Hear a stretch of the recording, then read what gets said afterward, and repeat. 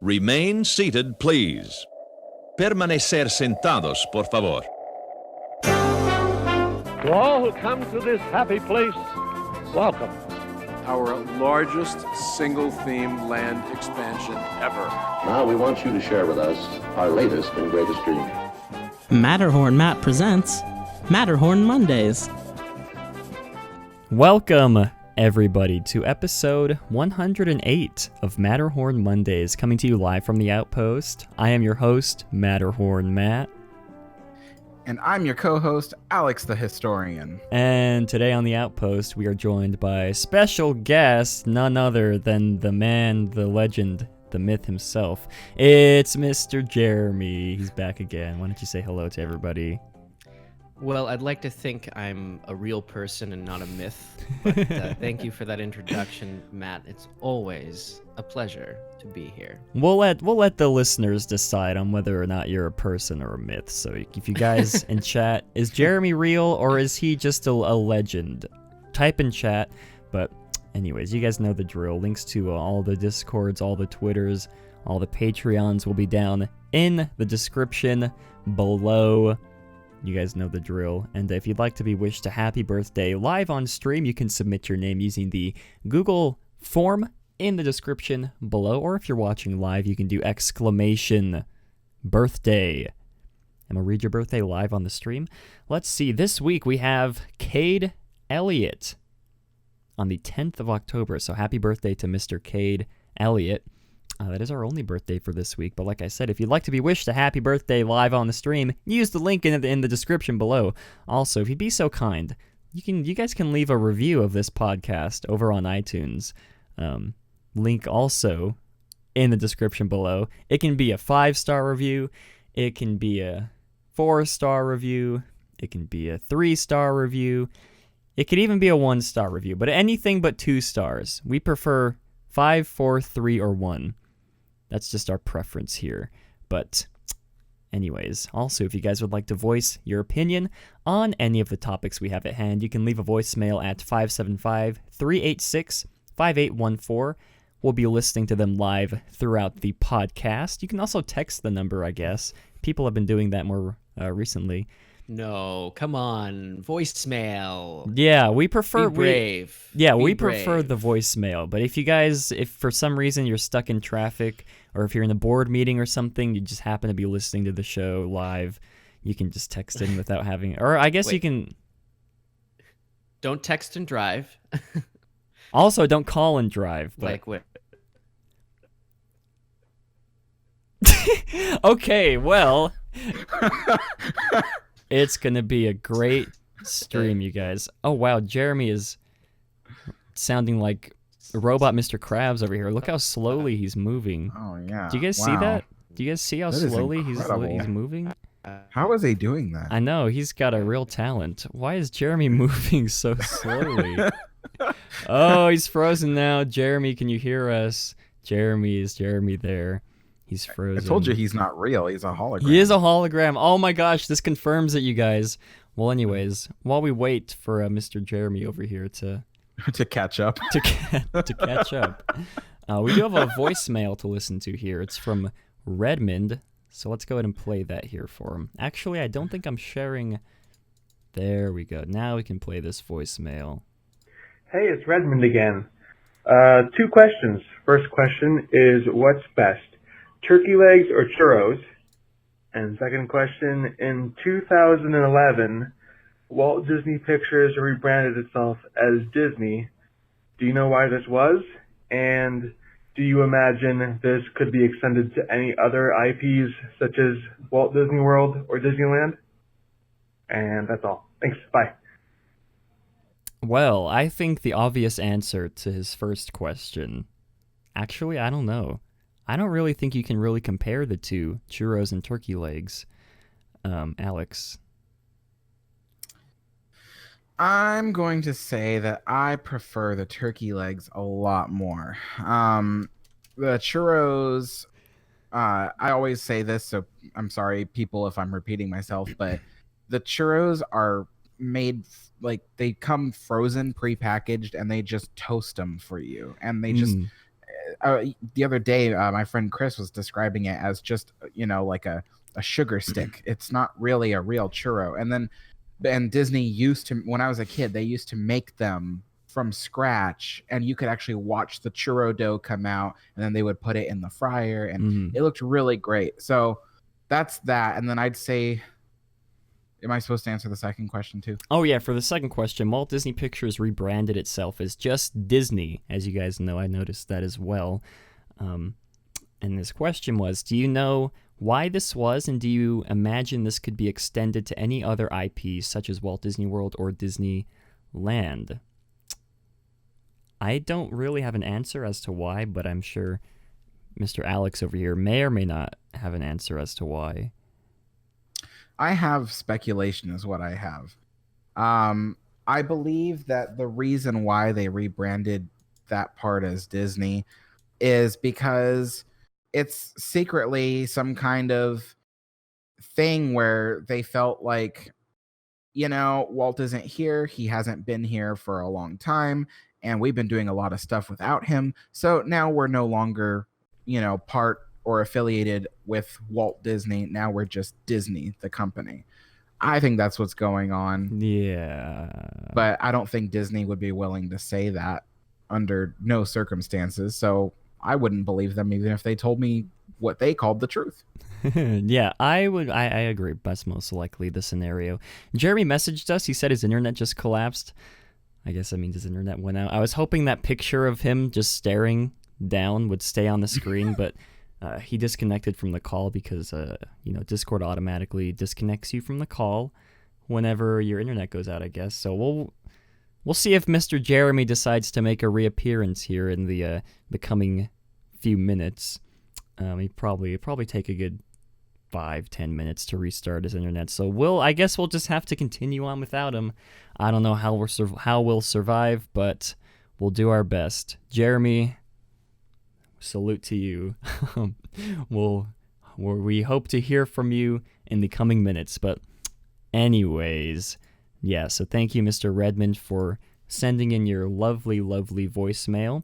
And I'm sure you guys have noticed, I guess if you're not watching the video on YouTube or the live stream, if you're listening on all the other platforms we're on, whether it be Apple Podcasts, Spotify, or SoundCloud, you may or may not notice the new graphics we have up on screen today. It's not the normal purple gradient that we have. I decided to move on from those purple gradients, I suppose is what you could say. I do think this aesthetic looks really nice. I hope you guys like it as well. And yeah, I guess if you're not watching on YouTube, if you're listening on Spotify, I suggest you listen to the entire podcast through on Spotify first, and then go back to YouTube, and then watch the entire podcast again, so you can get the full experience of listening and then watching as well. But yeah, anyways, hope you guys like the new look of the show. We'll take any criticisms, direct them to me in the comments in the chat. If you like anything to be tweaked or anything, I'll make note of everything, and we'll make sure it's up to par with the Matterhorn Mondays show, the Matterhorn Matt channel. But anyways, before we move on to Matt Snaps, or I guess before we move on, I should say to news from the Peak, we do have our Matt Snaps segment, and running classic again today, you guys. It's already warm. I was in here for like 30 minutes. It's sweating as well. Look how moist this Snapple bottle is. But I'll go ahead and pop this open. Yeah, now that's the good stuff, you guys. Matt Snaps Peach Tea is what this is. And I'll pour this in while I read real fact number 949. 2 national capitals are named after U.S. presidents, Washington, D.C., and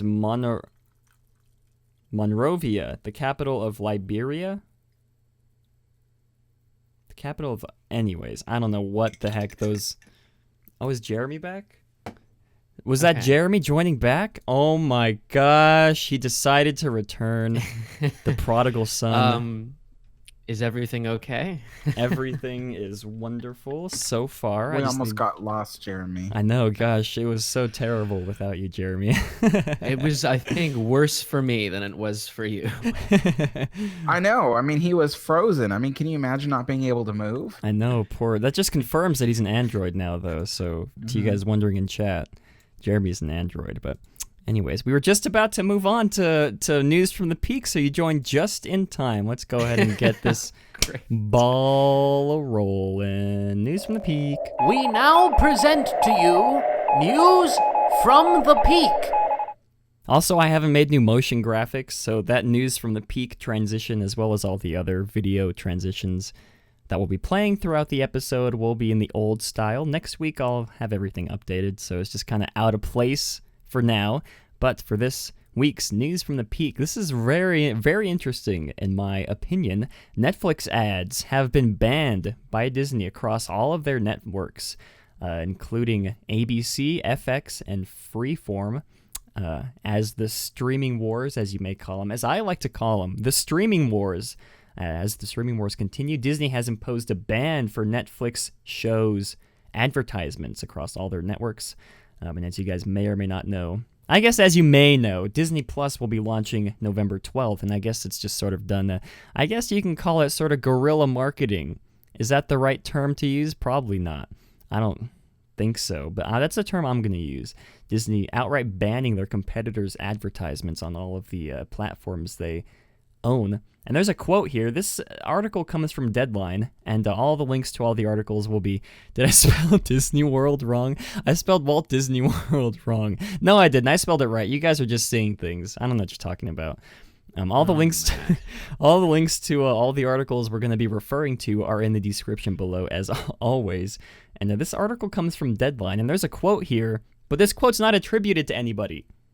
So I'm just going to read this. I'm assuming it's from a Disney spokesperson or from a Deadline spokesperson.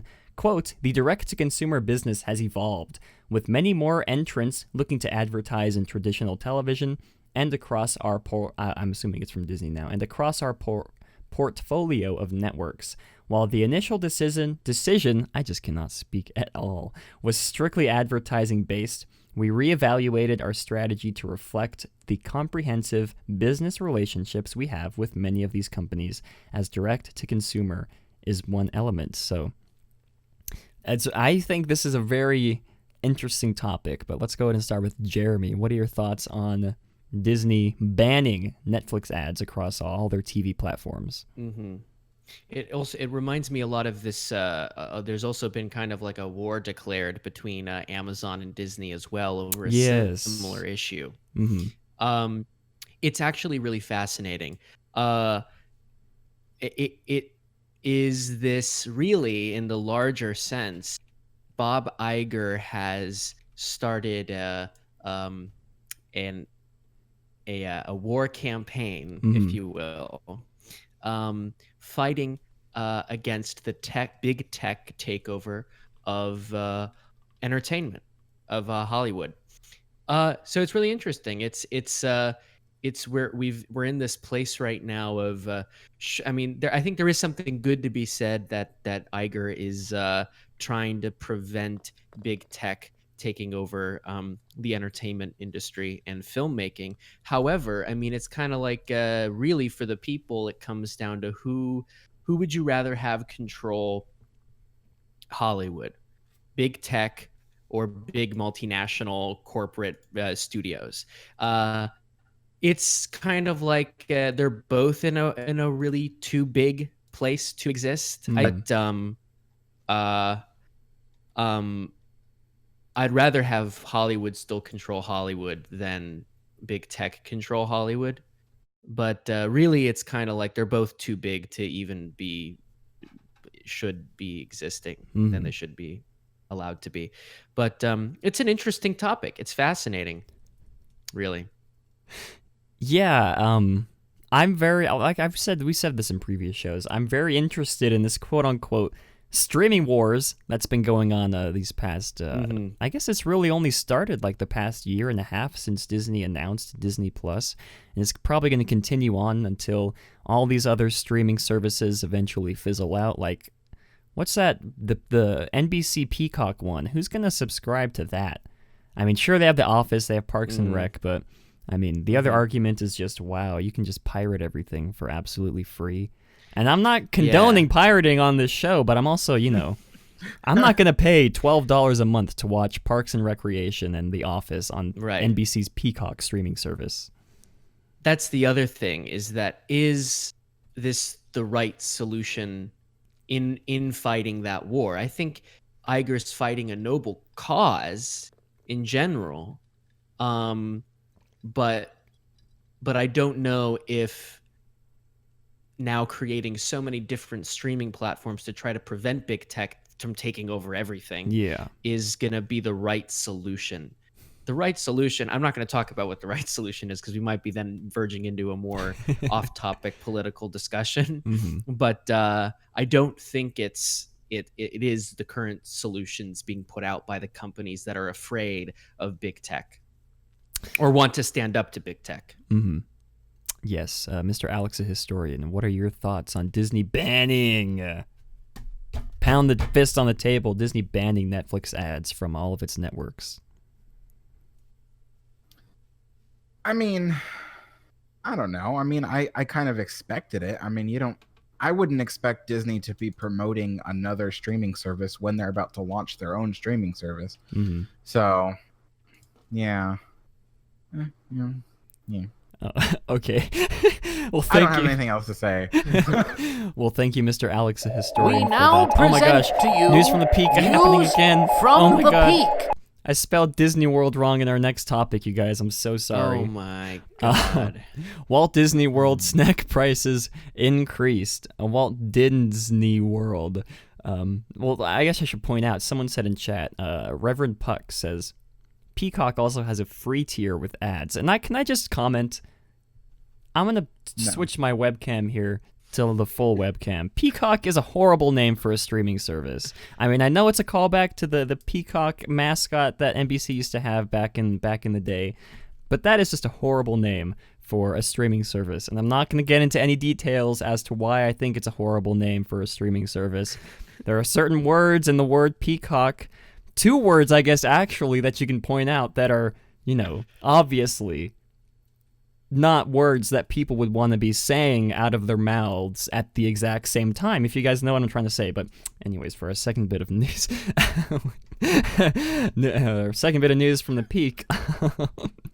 Walt Disney World snack prices have increased. Snacks from churros, pretzels, as well as alcohol have all gone up. They've skyrocketed. Not really. They've gone up maybe 20 cents. And also, it's a small increase, but it's worth noting in the context of the past few episodes we've done, actually, in regards to budget cuts around the park, as well as price increases around the park. Let's see. We'll give you a few examples. The full list can be seen over at blogmickey.com. Mickey Pretzel was increased from $5.59 to $5.79. Churros have increased from $5.89 to $6.19. Mickey Ice Cream Bar, I think there's like a longer name to that, like the Mickey Fantabulous Epic Style ice cream bar. The Mickey Premium Bar? Mickey Premium Bar, that's it. I was on the right track. Has increased from $5.39 to $5.69, as well as Bud Light, they got to raise the beer prices, increased from $8 to $8.25. Alex looks very bewildered. So what are your thoughts on Disney increasing these snack prices? Can you give me the price change again for the churros? The churro was from $5.59 to $5.79. So about 20 cents. Just, I can't even, the audacity of charging people that much money for a piece of overcooked, pre-frozen, over-toasted sugar. I mean, yeah, it is. It's kind of, I don't want to use the word baffling. I have noticed over the few years I've been going to Disney that the churros have dipped in quality. I used to love getting churros at Disneyland, but I guess it's also, feels weird to say this, but I'm not like a big fan of like sugary stuff as I used to be. I don't know if that's just like, if that comes with age. I say that like I'm 50 years old. I'm only 21, but that could just be, you guys know how old people don't like sugar as much. Maybe I'm aging faster than I should be. It's like reverse Benjamin Button ×2. But Jeremy, what are your thoughts on the price increase for snacks coming to Walt Disney World? I mean, we shouldn't be surprised by this. Yeah, the churro one was like the first, like, what? $6 for not an expensive luxury in the rest of the world. And the one that really took me by surprise was the Bud Light. I mean, that is not known for being, if you go to a bar and order a Bud Light, you're ordering it because it's going to be $5, not because it's going to be $8. Yeah. That is absurd. I don't see how the market would even allow for that. I don't see what numbers they're reading going, I guess, we can charge $8 for more than $8. Like, was it close to $9 actually? Yeah, $8.25. Oh, okay, never mind. $8.25 for a Bud Light. That's crazy. Yeah, I'm not a big alcohol drinker, but I know if I saw the price of $8 a cup for a piece of I guess not a piece of alcohol, but a cup of alcohol, I would not be,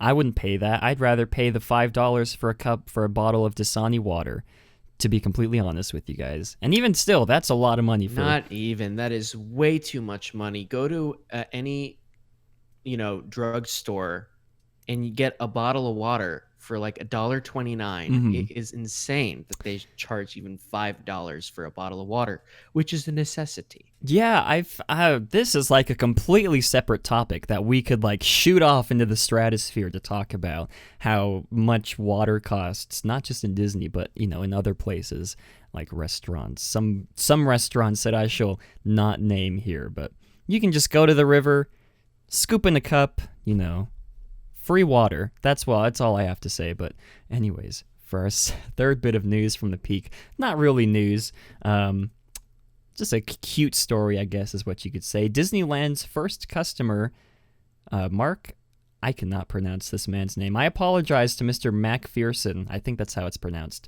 Is the Disneyland's first ever customer, still visits annually since the park's opening.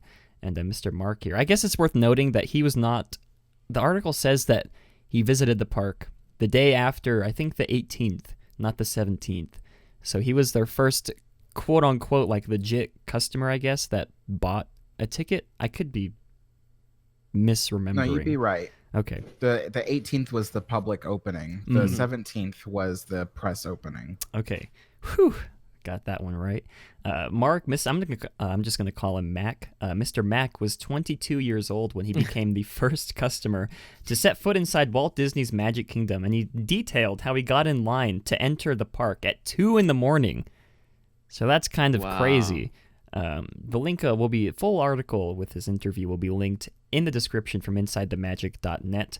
He says, quote, I decided I wanted to be the first in line, the first person to go into the park who wasn't a relative of Walt or some celebrity, the first regular guy to go through the front door, said Mr. Mack. And of course, he did receive a lifetime pass to enter any Disney park. And he says, this kind of cute detail, he says that every year in January, they send him an updated, card to get him into the parks. And he says that every January, he looks forward to receiving that, to see what, I guess the decal on it changes, to see what changes will come to the card itself. So really cute. Mr. MacPherson, I could be pronouncing his name wrong. I'm sorry if you're listening, but yeah, very neat story. I decided to throw in today amongst our other topics, especially our final topic. Very interesting. But Jeremy, what are your brief thoughts on Mr. Mac still visiting, Mr. Big Mac, I guess. I'm sure that's what his friends call him. Visiting Disneyland to this day since 1955. It's probably McPherson. But, McPherson? Okay. But whatever. Well, that's nice to know. That's all I have to say.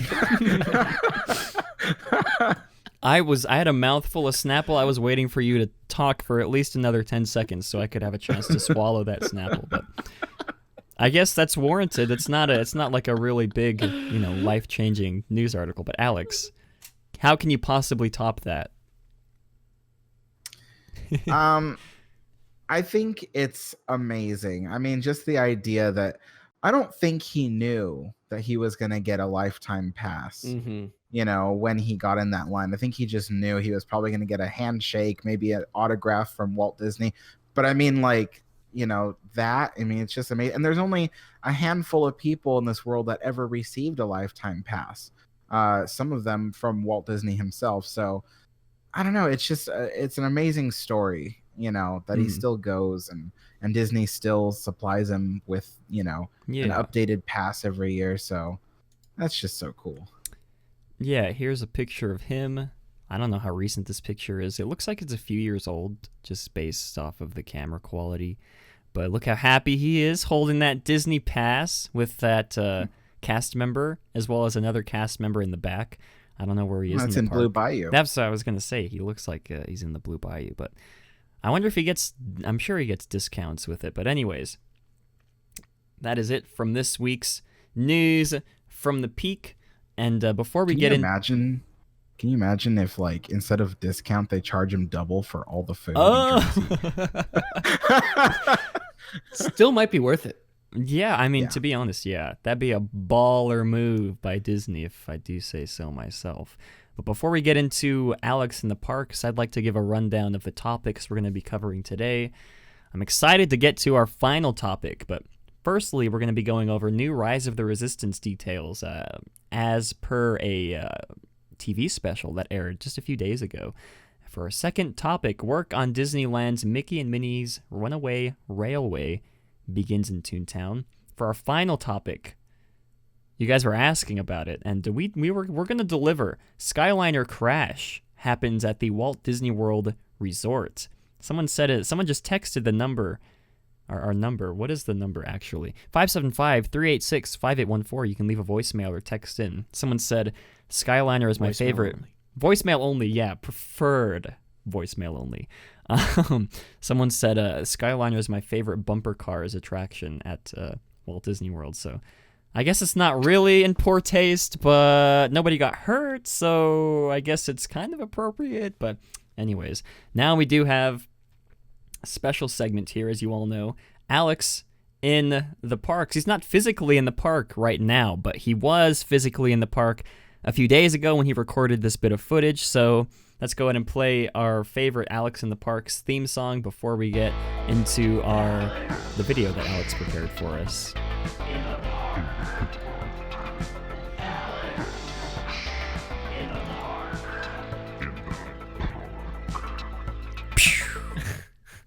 I like it. Alex, I will make you a better intro.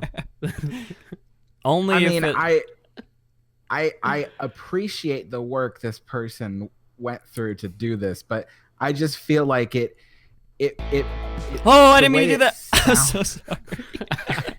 I just feel like the wrong button. the way it sounds is like, it doesn't sound like I'm at Disneyland. It sounds like I'm sneaking through someone's neighborhood park with a camera or something like. Oh yes, it does.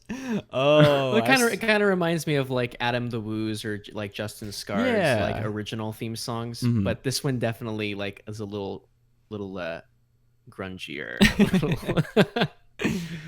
Well, I love it. I think it fits Alex's personality perfectly, but. Not before we get into Alex in the Parks. It is time for Alex in the Parks, and this week, Alex has prepared a video clip. How long is this video clip that we have here today? It is 5 minutes. 5 minutes, sir. And 4 seconds, Alex. 5 minutes and 4 seconds. So, Mr. Alex, why don't you go ahead and give a little preface as to what this video will entail, and then we'll go ahead and play through it. So basically, this is just a little construction update of just the projects that are happening in the park right now.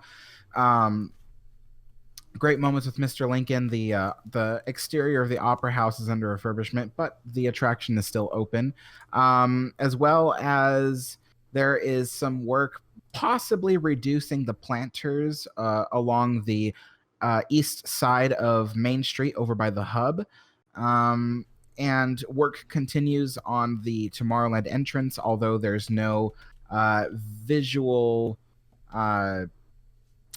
there's no signs of construction from what we can see, and from what I've seen on other channels, it's still pretty much just dirt back there. So it's going very slowly. And then I update some people on some work going on in Tomorrowland, and finish with just another view of the halted progress on repairing the Matterhorn. Oh, okay. So you can go ahead and play this with full sound. Alrighty, let's go ahead and get this show underway. Oh, I want to see if Great Moments... Oh, yeah, it is. The sign says, Great Moments with Mr. Lincoln is open during refurbishment. I know a lot of people were really worried because they're refurbishing this thing. So anyway.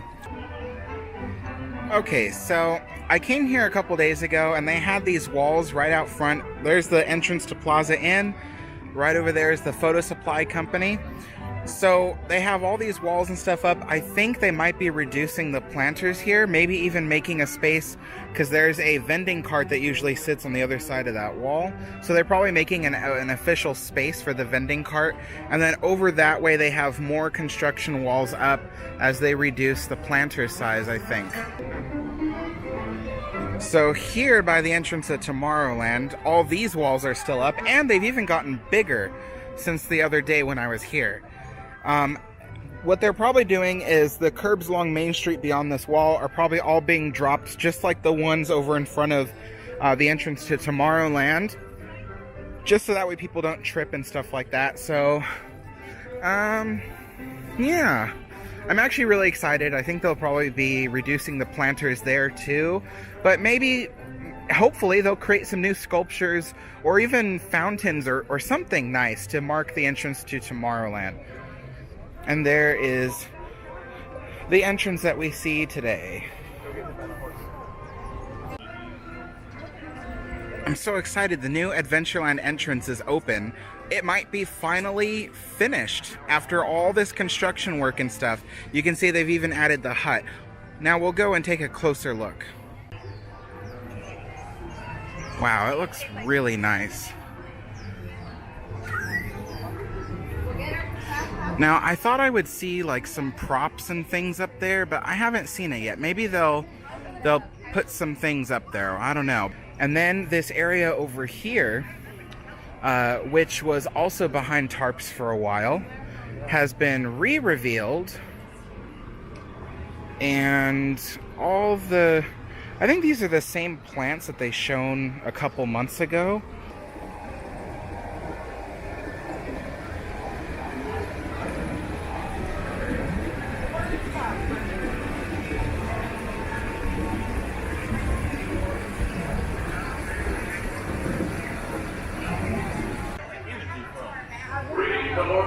So the scrims in front of the Tomorrowland buildings here are still up as for now. I don't know what they're doing. I thought that at first they'd be reducing the size of the planter boxes, but I don't think that's what's going on. I think they're probably just repainting the old panels.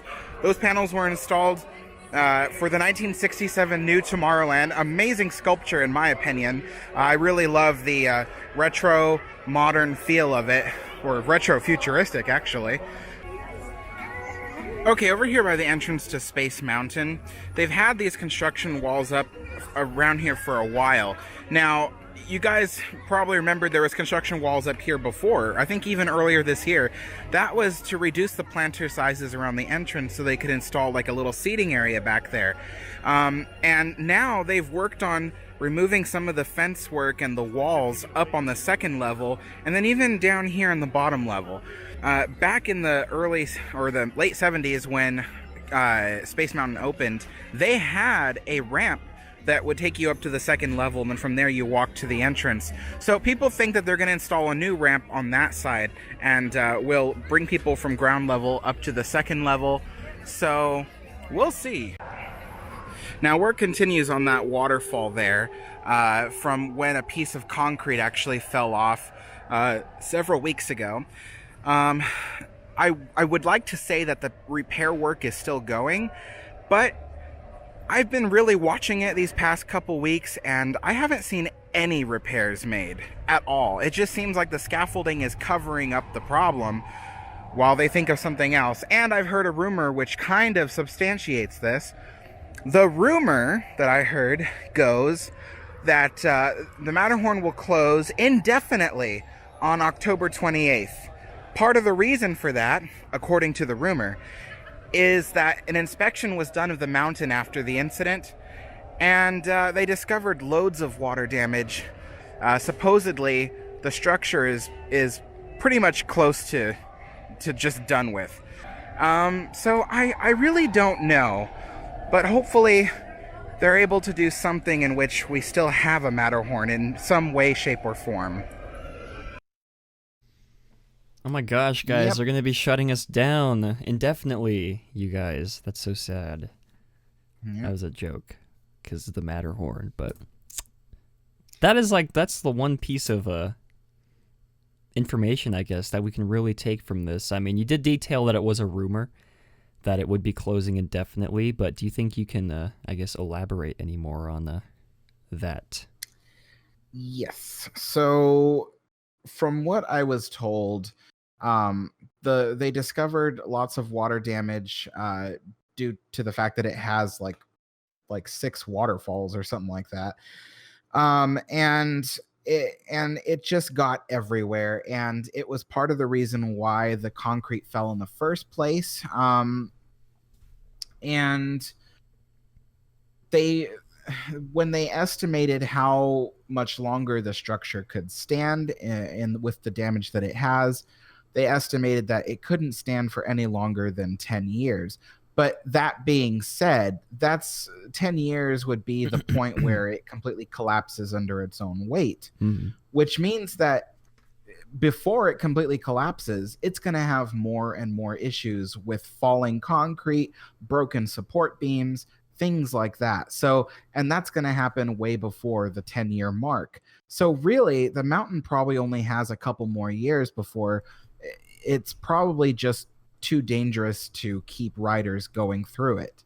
From what I heard, the water damage is very extensive. It's throughout like a lot of the major areas of the structure. So, and the rumor goes on to say that Imagineering has been rushed to start finding ideas to come up with to either repair or replace the Matterhorn. The problem with the repair ideas is that it would basically mean taking apart the whole mountain in order to access the areas that were heavily damaged. The other, so another thing to think about is that the Matterhorn has just passed its 60-year mark. It's pretty old. Buildings built in the modern age with steel and concrete and stuff, they're only meant to last about 100 years at most, and then they're designed to be torn down and you have to replace them. So the Matterhorn is almost at that level, and then with the extra damage because of the water and all that, and then the fact that it's a custom designed structure. It's unlike any structure around. It's just, and it was experimental for 1959. So there's just a lot of things working against it. And it probably, I would not have expected it to have a 100-year lifespan anyway.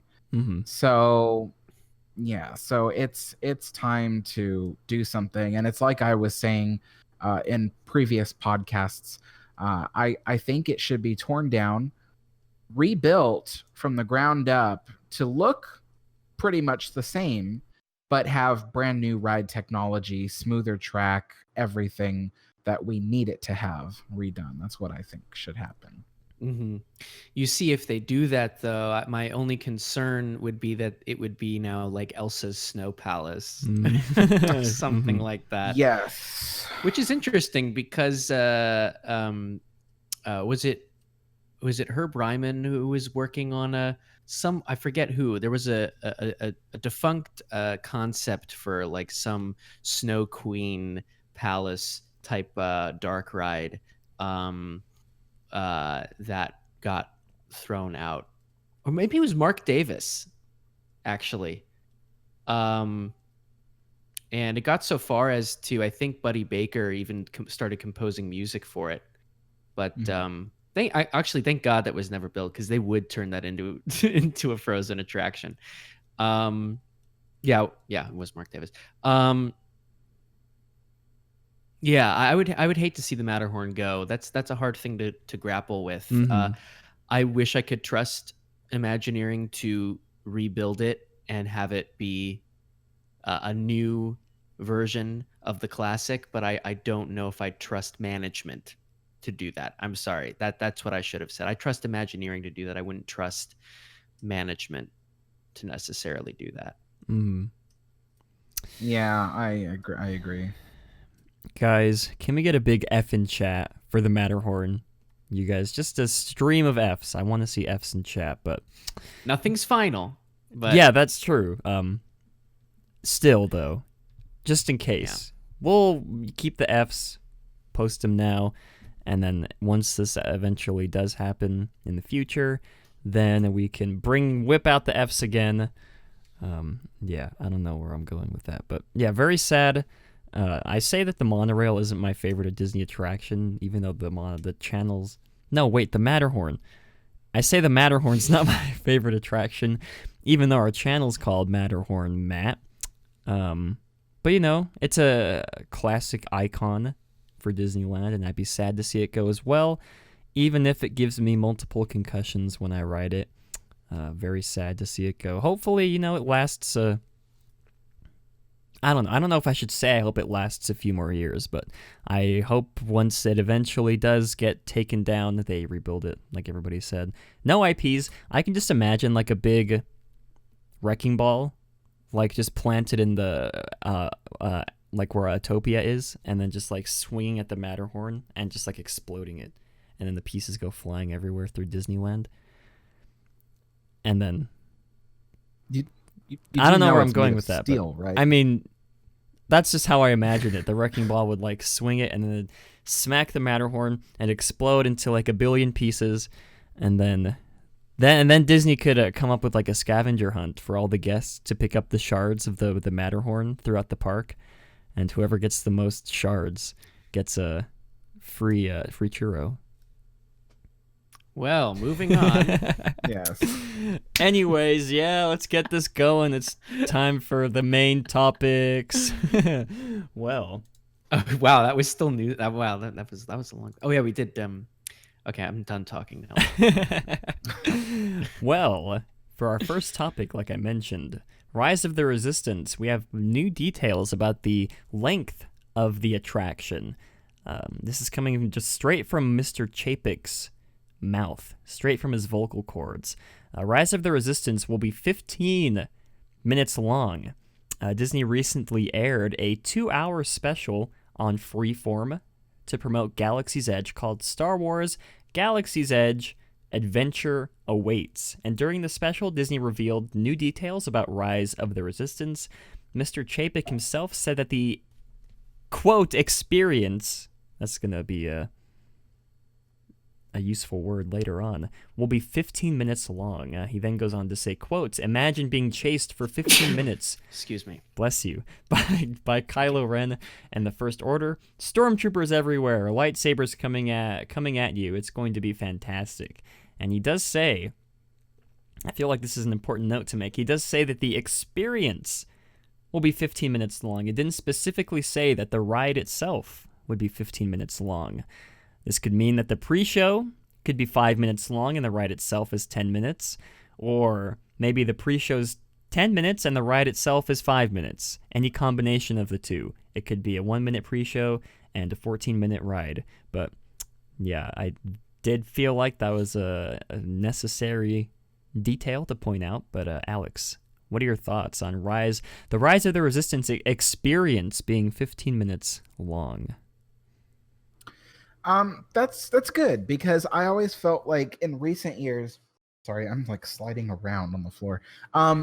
So it's because you spilt all that ice on your floor. Remember you told me yesterday how your fridge was left open overnight, like the SpongeBob episode. And I'm just gonna stop. Just go ahead. So Alex was like, stop talking right now. That's pretty much what I was thinking. I was like, just stop. So yeah. It's a podcast. That was you guys. personal. So as I was saying, I think that in recent years, the problem with a lot of Disney Land and California Adventure rides is that the experience itself is too short. I like the idea of when you're on Pirates or Haunted Mansion that it's really a full immersive experience, you know, especially the Haunted Mansion when you go through the stretching room and then in the portrait hallway, and it's a full rounded experience, and that is what sets Disney rides apart from any of its competitors, well, besides the special effects and the really vast amounts of money they spend on it. But the point is that the idea that you are stepping into a story is what sets Disney apart. And so I'm glad to hear that Rise of the Resistance will be a 15-minute long experience. I think that's beautiful. However, here is where I will insert the criticism. Yeah.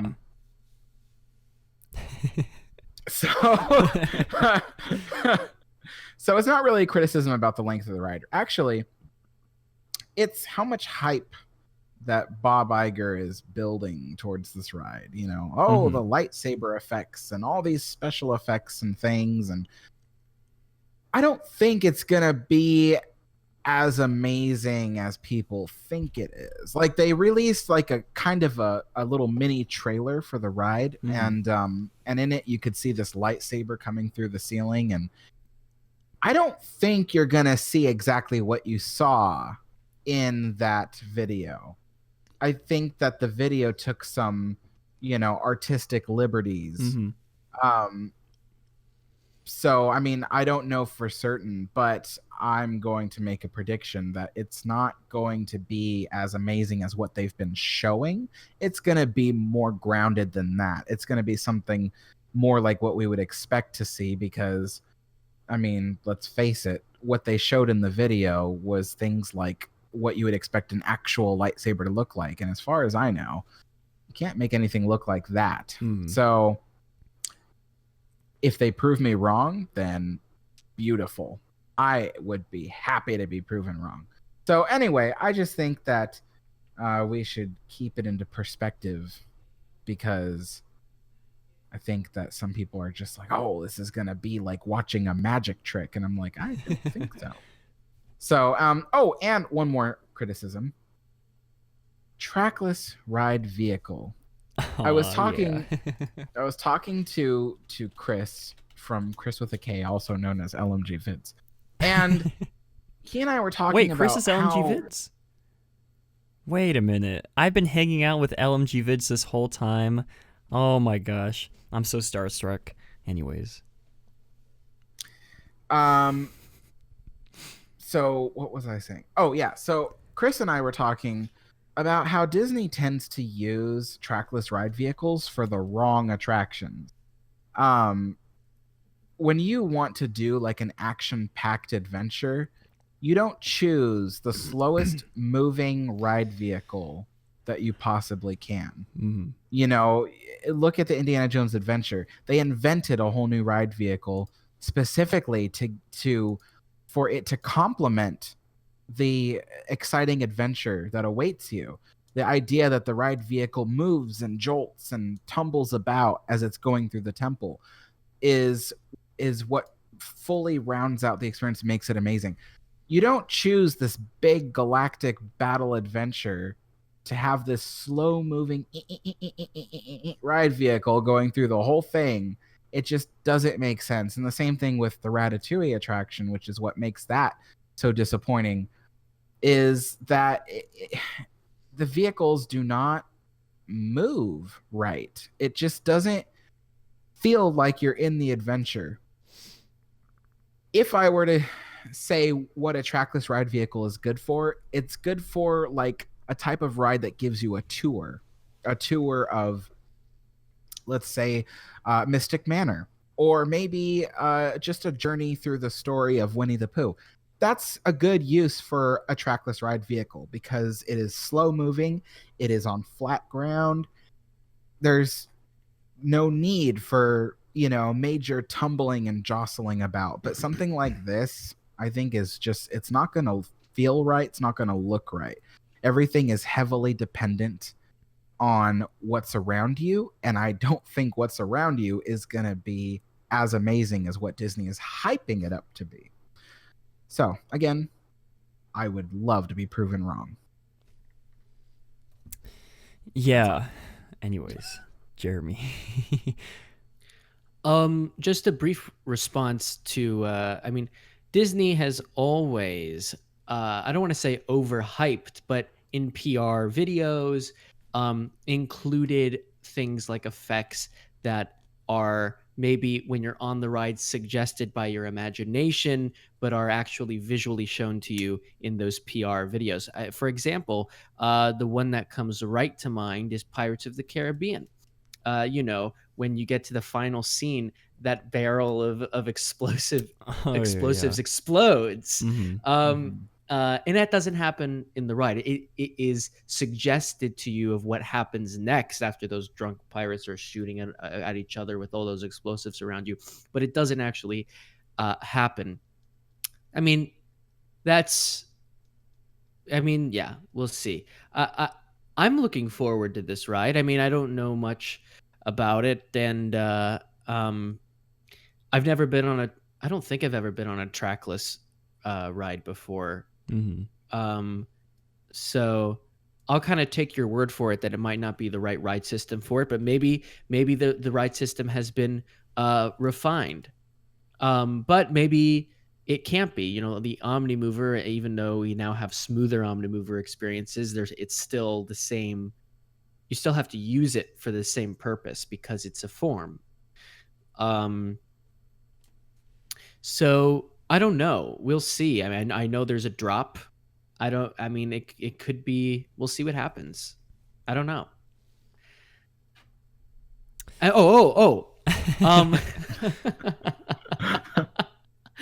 Going back. To Chapek's comments that it'll be a 15-minute experience. I know people are saying as if it's a negative thing that, he means like pre-show and ride. So what? Just as Alex was saying, like the Haunted Mansion starts when you enter that foyer and hear the organ music. I think at that point, nobody considers that you're still in line. I feel the same way about the minute you enter the lobby in Tower of Terror. The ride has started. So it's not like a 3-minute experience. It's actually, like a 20-minute experience, But it actually very well may be 15 minutes in ride vehicle, but I've also been hearing that it's not just sitting in the ride vehicle that is supposed to be the ride to begin with. There's a lot more that's going on, and that happens to you in the ride and before the ride. So I think maybe total, once you get to pre-show area to entering a ride vehicle to exiting a ride vehicle to re-entering a ride vehicle, it could be a 15-minute or longer experience. So I have a question for everyone watching right now. I think most of you would agree with us that a 15-minute experience is pretty cool, even though it's not entirely spent on a ride. But now I have a question. How would you feel if, 13 of those 15 minutes is spent in the queue and the other 2 minutes is the ride? I'm curious to find out. I'm pretty sure that's not going to be the case. Oh, come on.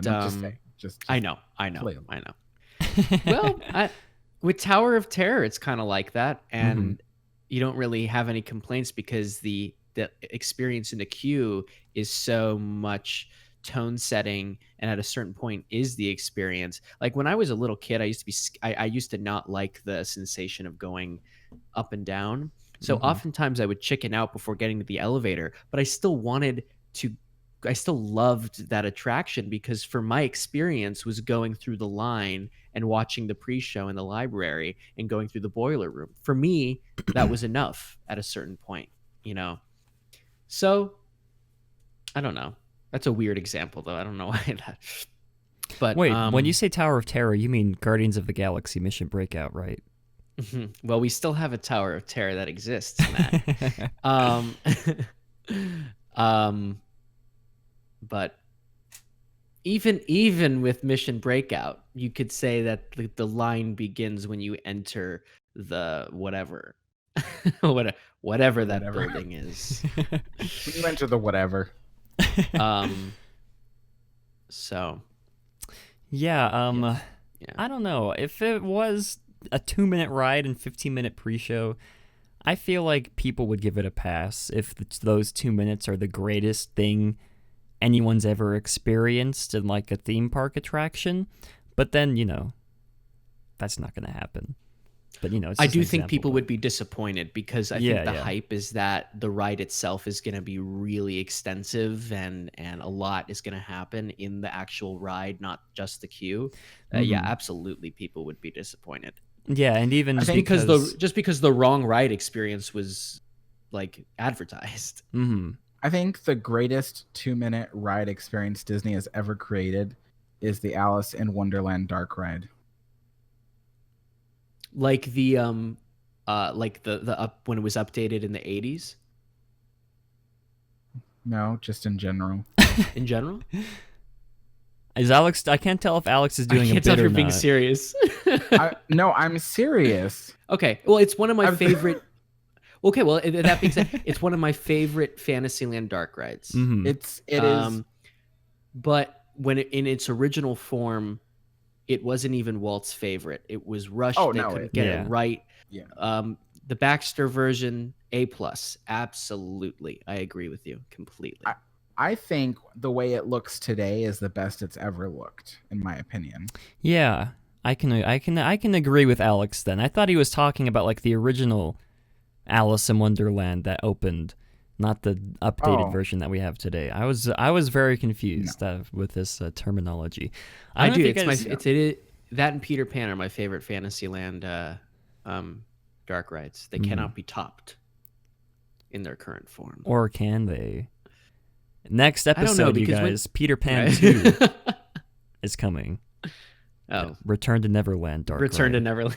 I used to love that movie as a kid, but anyways, Alex, I do have to ask you something. What was I going to ask you? So on Twitter the other day, what's his face? The CEO of Disney, Mr. Bobber Iger, posted a picture, big group picture in this image that we see here, that scene in Rise of the Resistance with all the stormtroopers, and they said that they got to experience the ride. Him along with Bob Chapek, he was in the picture along with some other cast members, and I was speculating as to whether or not they were actually on the ride vehicles, riding through, getting to experience the attraction as a whole, or whether or not they were just doing like a walkthrough attraction, or a walkthrough of the attraction. Because they rode it. They wrote it, yeah. Okay, because that's what I was going to ask you, because you said that the ride vehicles were now functional, correct? Oh, they've been functional for a while. Okay. Yeah. So Matt, you and I have a friend, which we cannot mention their name. Yes. Who works on His name's Rise Bob of the Iger. Resistance. They are a ride operator on Rise of the Resistance. And they update me once in a while on, what goes on. Now, you would think that a ride operator would have nothing to do on that ride because it's not open, right? Well, actually, pretty much every day they operate the ride for the same amount of time the park is open. And it's just testing. Literally, they are just running the vehicles through the ride day after day, every day, as if there are people on it. And so that's what this person does. And so they were telling me that they told me the other day, I was actually in the park that day. They texted me and said that the 3 Bobs, there are 3 Bobs. Wait, so there are far. 3 So Bobs? there are 3 Bobs. There's So is Bob Iger? Iger, Bob Chapek, and Bob Weiss. Oh yeah. Oh, The 3 okay. Bobs. So they told me that the 3 Bobs were actually riding the ride that day. And if I rushed over to Rise of the Resistance entrance, I might see them exit. Now, I didn't really care to see them. I mean, I don't usually like to meet people that I don't think I'll like. So I just didn't so bro moment. I think I'd like Bob Iger if I met him in person. I mean, don't get me wrong. I think he's a nice There we go. person. I think he's a nice person. I don't agree with a lot of the recent changes he's made to the company. When he, when he first started in 2005, there was like a good 5 to almost 10 years of good choices and things, but then just towards the last 5 years of him running the company, it's just been a lot of doo-doo. I was just about to say that. So- I was just about to say the word doo-doo. Alex, how can you say that Sure. after we had Bob Iger Sure. as a guest on our show last week? He's never going to want to come back on. Oh, he will, just to prove me wrong. Yeah. So anyway, but yes, so the ride vehicles have been operating for the past maybe month or 2. Okay. But the problem was getting everything in the ride to work at the same time. Usually something was not working, and so therefore it just threw the whole thing off. And it's one of those things where it's like one of those things, like a box full of puppies. It's like you can get one back in the box, but then another one jumps out. It's just like they're just like, oh, get the puppies back in the box. So yeah. Okay. Well, thank you to Mr. Alex for that breaking news, everybody. Rise of the Resistance is now functional. Now it can open next week. That's when it's going to be opening. Just kidding. Oh no. Well, I guess that brings up another question. Do you think Disney will open Rise of the Resistance early? No. No. Okay. Just a Because you know what I Hail think, Mary question. sir? You know what I think, sir? I don't think it's still fully functional. Okay. I think they're just telling people it is because they're kind of afraid that people might think it will never open. So they're trying to get people to go like, oh, okay, well, it's finally working. Now they're just doing the testing phase. Well, they've been doing the testing phase for months, and consistently something goes wrong. And so I think that, yes, he did ride it because the vehicles are functioning, but no, I don't think everything in the show was working the way that they wanted it to. And I don't think the ride through went 100% consistent. They probably had to stop the ride. I heard that it breaks down a lot. It just, the vehicles stop and then they have to reset. So yeah, so I think This is normal. This is normal, by the way. I mean, it this is. happens- Yes. Yeah. It's perfectly normal. The testing phase of all rides goes inconsistent. Things don't always work. Look at Radiator Springs Racers. Amazing attraction. However, it went through so much trouble before it opened. But look at where it is now. It's working. It's beautiful. So so even though I say that Rise of the Resistance is not fully functional, it's not a fully functioning operation. Star Wars joke. Fully armed and operational battle station. Oh my gosh. Give me the chills. Was that good? Was Give that me good? the chills. I don't know if I It was good. That was good. Okay, I wasn't sure. I've never done an Emperor. That just came out all of a sudden. I never did. Alex got possessed by Bob Chapek's voice just then, you guys. Oh my gosh. Oh my god. So yes, so I think that when it opens, it will be great. I know I've been complaining these past 5 minutes, but I think it will be great when it opens. I just don't think it'll be as amazing as everyone's touting it to be. So yeah. All right. Someone so- said Star Wars Galaxy's Edge is a Star Wars joke. That's the wah wah sound effect. Applause, yeah.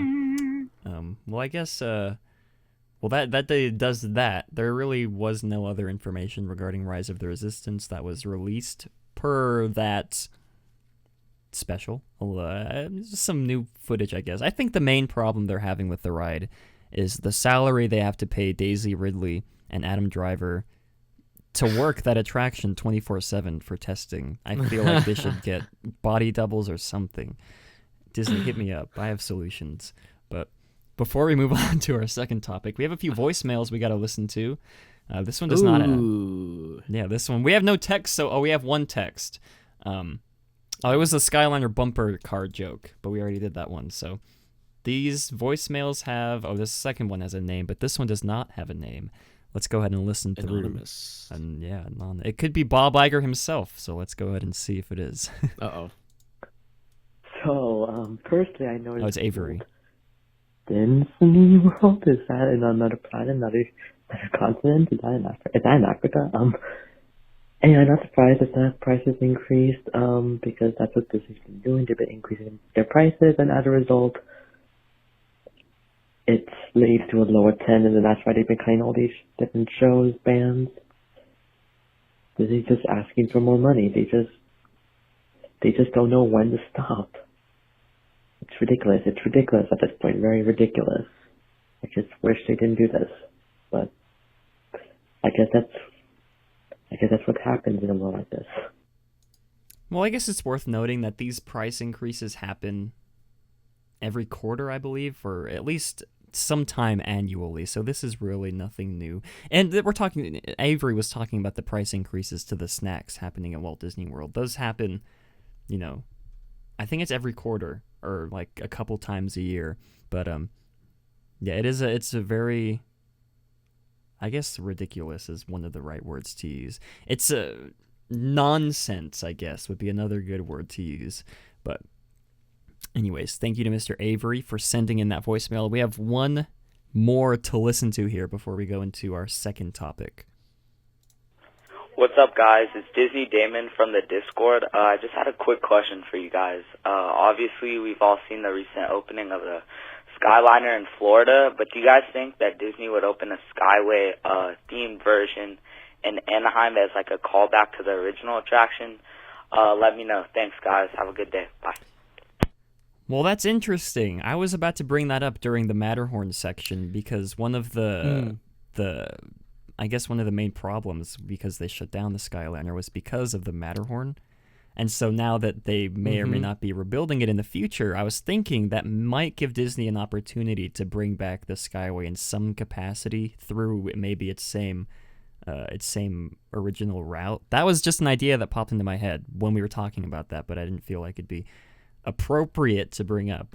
I do feel like it would be neat for Disney to bring back the Skyliner or the Skyway in Disneyland. I don't think they'd bring it back as an attraction, maybe as some of another mode of transportation to a separate third park, maybe. I don't think they'd bring it back in Disneyland, but it would be interesting. We'll see.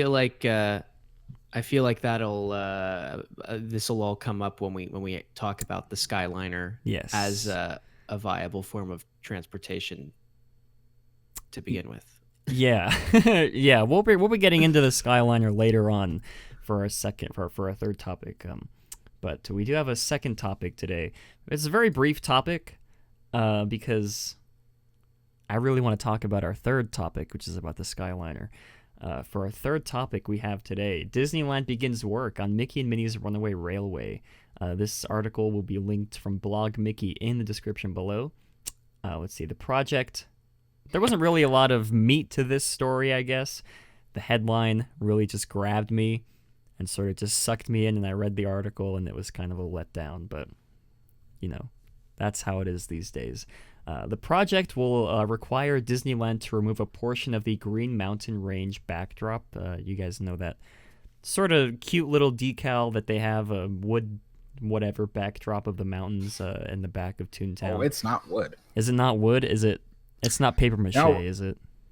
back in the day, we cast members used to call it the $1 million wall. Oh, yes. Because it cost them $1 million to build it. It's made of gigantic steel girders with a steel backdrop, and then over the steel is a stucco wall. So the mountains in the hills in the background are made of stucco. And then but the smaller ones that are located on top of the building that provide like, you know, smaller backdrops, those are made of like plywood and stuff. But the main wall that stretches the length of Toontown, that is a steel and stucco wall. Okay. I'm sorry, I just totally nerded out there for a second. No. That was really cool information. Mm-hmm. Yeah, I thought it was just wood. I've heard about the $1 million man wall. Sorry. But I forgot all about it until just then. The article then goes on to detail that there will apparently be no scrim, so the construction will be in full view of the guests. And that's that for our second topic. Moving on to just kidding. We'll talk a little bit more about Mickey and Minnie's Runaway Railway. I'm excited for Mickey and Minnie's Runaway Railway. And now moving on to our third topic. Basically. Just a joke. Alex looked like he was about to say something. I want to say stuff. You won't let me. We'll give the floor. The spotlight has been, the torch has been passed to Alex. Okay, so I think to elaborate on why they say that there will be no construction scrims is because it's okay. So that wall is large enough to block the views of the construction of a new building. It's very tall. Those walls sometimes reach up to 40 feet high in some areas. So it's pretty tall. That's like a 4-story height. As well as the fact that that the underside of the wall, I'd say there's a 12-foot gap from the ground to the bottom of the wall. So cast members can walk right underneath the wall.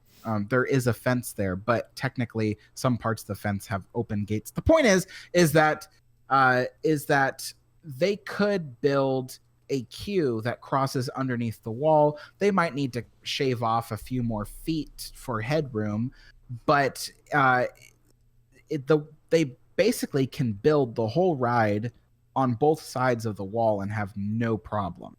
So I don't think they'll be tearing down any large portions of that wall. They'll just build everything behind it, and that won't even need to be covered by construction scrims because it'll already be disguised by the wall. And furthermore, to elaborate on what I've been saying before is, oh god, I hate yawning in the middle of talking. So anyway, to elaborate on all right, so the okay, so I thought I was gonna yawn again. Stop it. Endless loop of yawns. Tease me. Okay, Matt, so it's your turn to yawn now. Make me yawn again. All right. I regret that. So the El Capitan Theater, I think, is the entrance is going to actually replace the city hall in Toontown. There's a city hall there with a big clock. It goes off like every half hour, I think it is, maybe every 15. Anyway, I know a lot of people are saying, oh no, it's going to be Gag Factory. That's the new entrance. No, I really don't think so, because Gag Factory is all the way back there in this tiny little corner, no room, no way to see the entrance of the ride because there's a building in front of that. So no, I don't think it's back there. I think that if anything, the Gag Factory will serve as the exit gift shop of the ride. And that's about it. But the entrance will replace the city hall area. There's a gazebo in front of the city hall that I think they'll probably remove altogether. And that whole area is like tables and seating for the little snack stands that they have there. I think those snack stands will go away and be replaced with maybe a very small gift shop as well. because the food there isn't all that good. I mean, kids think it's good, but then again, kids eat pizza and cheese. So, wait, yeah, pizza and then just I cheese? eat pizza. Well, I mean, there's cheese in everything the kids eat. I mean, okay. I mean, you name me something kids eat that doesn't have cheese in it. Tacos. So, I guess tacos I have cheese. love cheese. So anyway, yeah. So I expect that big area in the center of Toontown to become the new entrance to the train, the thing with the mouse and the other mouse, and then the train ride thing that they with the dog that is the big, you know. So yeah. Oh, the Disneyland Railroad. No, I'm talking about the ride we're talking about now. Oh, that makes sense. Matt, what is going on today? I don't know. There's so much happening today. It's weird. I think it's because we're doing this like in the daytime. We're all. I know full we of got to do energy. this in the evening. Yeah. When the evening, we've all lost like 99% of our energy, so it's just very, you guys know how it normally goes, but I've had a lot of Snapple. Beautifully. Not a problem. Yeah. Today we just have a specific problem with you, Matt. I think we should talk about it on the air. On the air. Okay, well, for one, I'm sure you guys can hear my stomach No, let's not. growling. Let's For two, just kidding, Alex. Were you going to say anything keep else? going, Alex. I'm sorry. I apologize. I think that's all I was gonna say about that, actually. Yeah, I think that's it. Okay, well, I didn't expect this to be a long topic just because I only have 3 bullet points written down for it. But Jeremy, do you have any?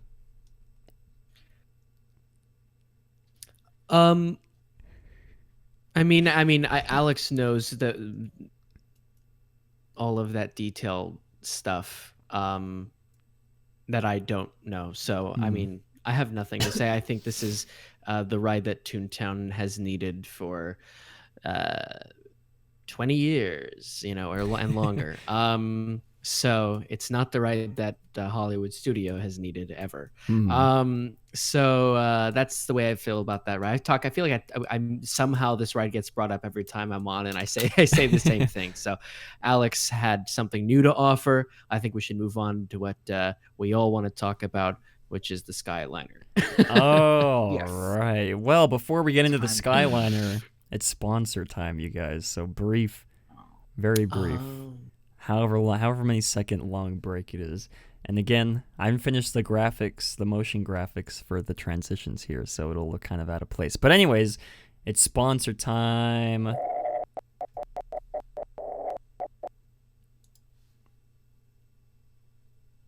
If you guys are wondering where you can find even more family-friendly live streams just like this one, head on over to theliveplace.com.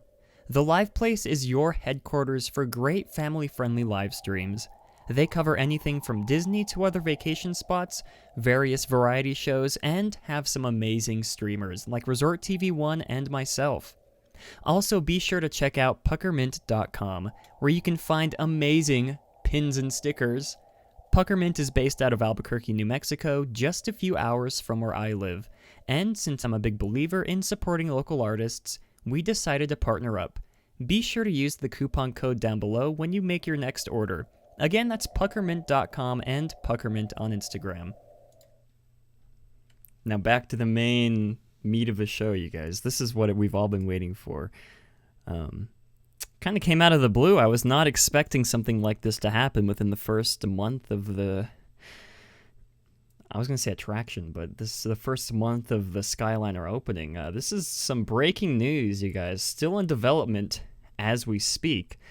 The Skyliner crashed, you guys. It shut down the system last night on the 5th, and guests were evacuated from the Skyliner gondolas.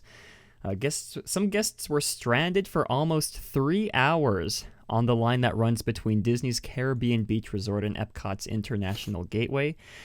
And I guess I should recap for those of you guys who don't know what the Skyliner is. Why am I so out of breath? Oh my gosh. For those of you who don't know what the I don't know why I'm so out of breath. All I did was go get my extra camera battery. And then for some reason, it's hard to breathe, but okay. For those of you guys who don't know what the Skyliner is, the Skyliner is a gondola system that recently opened a couple weeks ago at the Walt Disney World Resort that transports guests from various hotels on property to Epcot and to Hollywood Studios. Basically, it's a mode of transportation similar to the bus system, similar to the monorails, except, this was touted to be the bus killer by some people, I think. But the incident took place at the Riviera Resort Station, and according to Disney, the cars involved in the crash were both empty. And I feel like it's important to note that there's a tweet by someone, I can't quite recall the details, but it's about the Disney spokesperson who sort of addressed the situation when it first happened. They said that an accident happened, and then when they came back to them, asked what happened, they said, oh, it was an incident. And then when they came back, they said, I don't think they said they used the word incident or accident. And this morning they said, oh, it's just shut down. The Skyliner's just closed. They didn't really give any other details saying that the gondolas crashed. It almost kind of felt like they were trying to sweep it under the rug or something like that. It's very interesting. The Skyliner is now closed indefinitely as Disney investigates what happened with no estimated return date or time. And I'm going to scroll through some images here provided from a blog Mickey. Link will be in the description as you all know. So here is the station, and I believe right here is the gondola in question. Let me go ahead and bring out this marker thing here. Pointer. So this is the Skyliner part that got crashed into, I believe. You can sort of see, I'll move to the next slide, where the glass is shattered right there. Very scary stuff. Really glad no one was in that gondola. And then here we can see, this is the main image. Everybody's circling around where everything's just backed up right there. It's I was going to make a poop joke, but you guys know the deal. Anyways. Yeah, very very interesting stuff. Like I said, I did not expect something like this to happen within the first month of the Skyliner's operation, but let's I don't know. I watched a lot of videos about the Skyliner ride through when it first opened. It looked really cool. The ride through seemed very smooth. I saw a lot of people talking about how it was not very hot inside the gondolas itself. With the windows open, you could feel the breeze come through.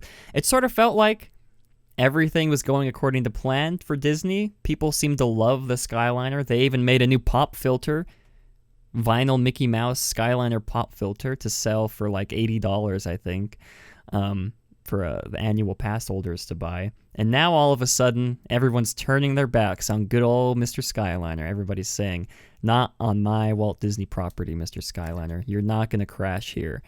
But then it did crash, and then everybody freaked out because, I guess it's warranted a freak out because guests were stranded for over 3 hours. I saw some of the images on Twitter. They had to bring in fire trucks with the ladders pointed up to the gondolas, and I guess the guests had to walk down from the scary stuff. You guys, I'm scared of heights. I would not be. Let's just say the gondola would not smell as good as it used to be if I had to walk out of the doors onto a fire truck ladder, escaping from over however high it is in the ground. But anyways, Jeremy, what are your thoughts on this surprising, I guess, Skyliner crash at Walt Disney World? I have a few thoughts. I mean, obviously that this happening within a week of it opening officially to the public is not ideal. I mean, what are the odds of that happening, though? I mean, part of me is this. I don't know if this is. I'm sure Alex has more technical details than I do, but To me, it seems kind of like a freak accident that just happened to poorly time out with the fact that it just opened. Yeah. But I mean, I'm okay. That shrug is not. This is a big deal. But in when Disneyland opened, and there's a however after this, by the way. When Disneyland opened, if you go back and watch our Fantasyland Historyland episode, Oh, plug. guests actually fell out of the Peter Pan boat vehicles. That's pretty bad. But here's the thing, okay? Nowadays in the theme park industry, there is an implied sense of safety that you have as a guest. And the fact that this happened, I don't know exactly what happened. Hopefully it's just kind of like a freak accident one-time thing and they can get it fixed. But in my mind, the irony of it is kind of like they've been trying to promote this as some sort of innovative form of public transportation, which it's not. I mean, like, it's just not. And this is kind of like the monorail is so much more, a people mover is more efficient than this. I've also been hearing about how, listen, I'm sure it's wonderful. I was looking forward to writing these, and I still am. But Alex's face, you are. When this passes, by the next time I go, they'll get this fixed, I'm sure. I'm just saying, but, when the Titanic crashes, you don't book a passage for the next one, you know? That's true. Listen, I'm not going to be in Disney World for like a year and a half, so I'm fine. But I'm just saying, like, it constantly stops there, for extended periods of time. That's not necessarily efficient transportation. I'm sure it's wonderful views, a nice, quaint thing to go in the air and see views of Disney World. That's how it should have been advertised. To be advertised as some sort of viable form of innovative transportation is just wrong. What made the people move, why Walt was specifically pushing and trying to create the people mover vehicle as a practical form of short range transportation was because it never stopped.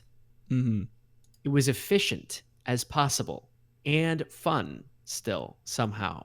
So this just doesn't, I mean, I just think what the only backlash that they're going to get really is that maybe it isn't an efficient form of transportation.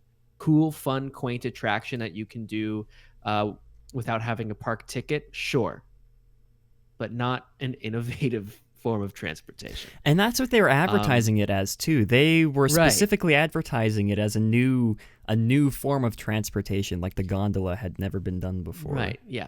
Well, that's because Disney's only focused on their branding and not living up to their identity. So in their heads, they think, oh, we have the monorail, we have the people mover, and Walt Disney used to be interested in new forms of mass transportation. So let's just kind of like use that as the branding for the Skyliner. It wasn't a legitimate reason why they were installing the Skyliner, and that kind of like, the branding isn't genuine and it doesn't match the result. Yeah. Mr. Alex, what are your thoughts on this Skyliner crash that occurred? There's times where I feel like Dr. Ian Malcolm. Telling everybody the problems that will occur with things and why it's a bad idea. But much like Ian Malcolm, I don't get listened to by nobody. So people tell me, oh, you're just cynical. And I go, no, I'm just thinking about weighing the option, not the options or possibilities, but weighing the pros and the cons of a system like this or anything else. So it's like I've been telling people, the problem with this Skyliner gondola system is that it's not nearly, like Jeremy was saying, not nearly as efficient as a monorail or a people mover.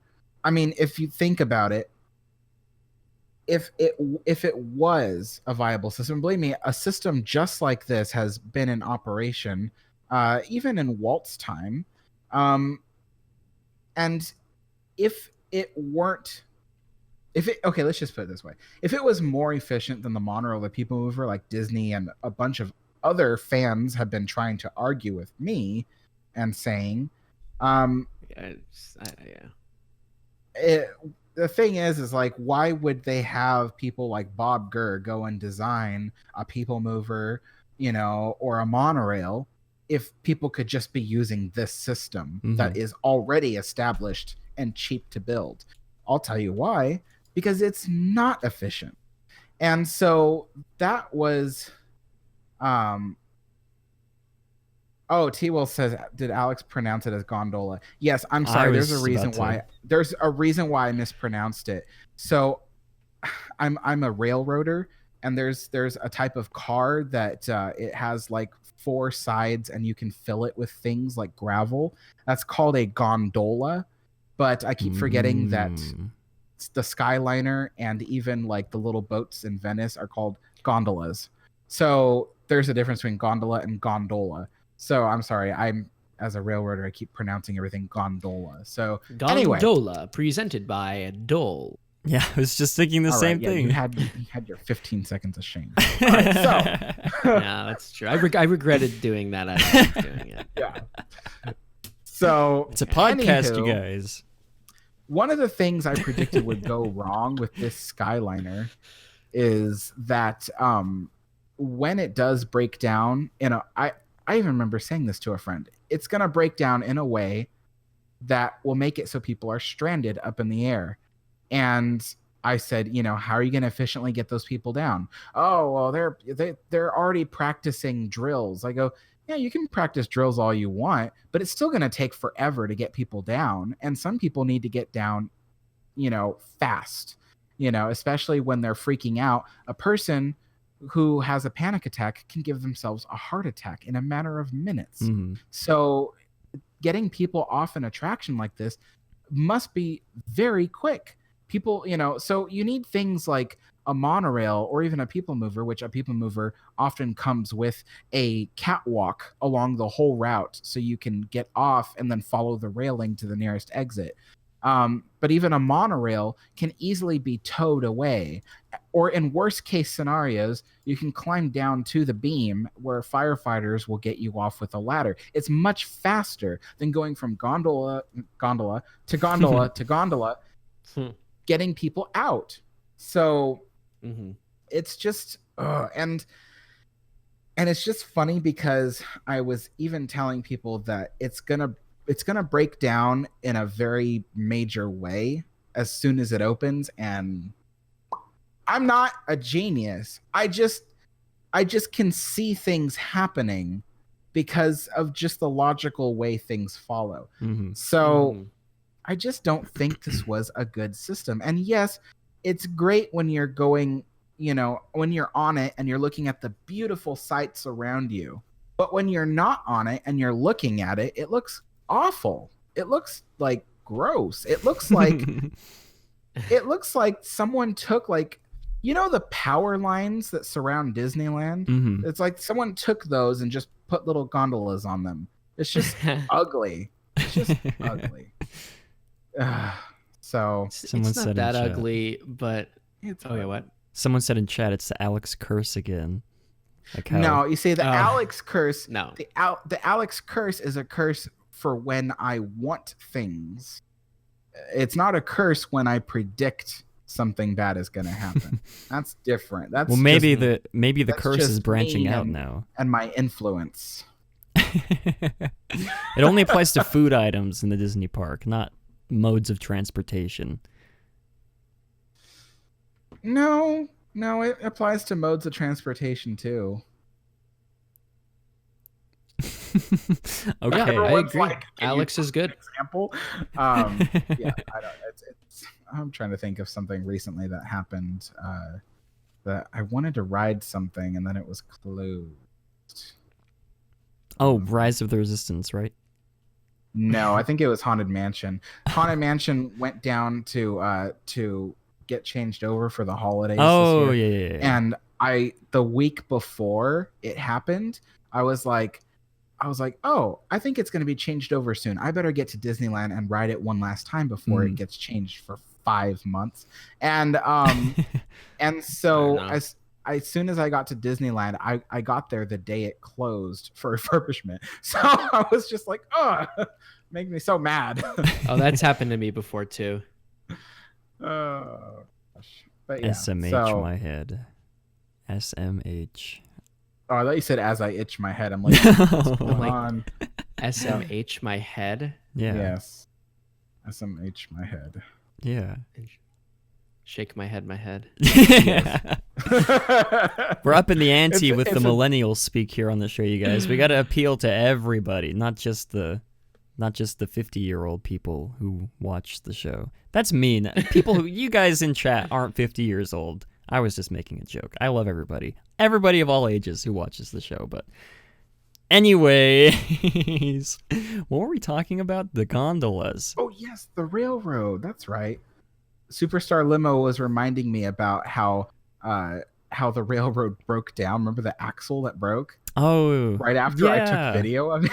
Oh yeah, that's too. Or like yes, or like how I did the history of the Matterhorn, and then oh my god, I completely forgot about all those instances. Alex really, oh my gosh, we got to keep him boxed up, like locked away somewhere, so he can't meddle with any more Disney attractions.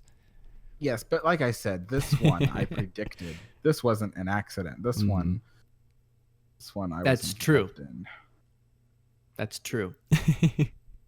Well, I do think it is very surprising that this happened so quickly. There are no other new details. I was trying to scroll through Twitter while we were speaking to see if there were any updates. There were no updates from what I could find.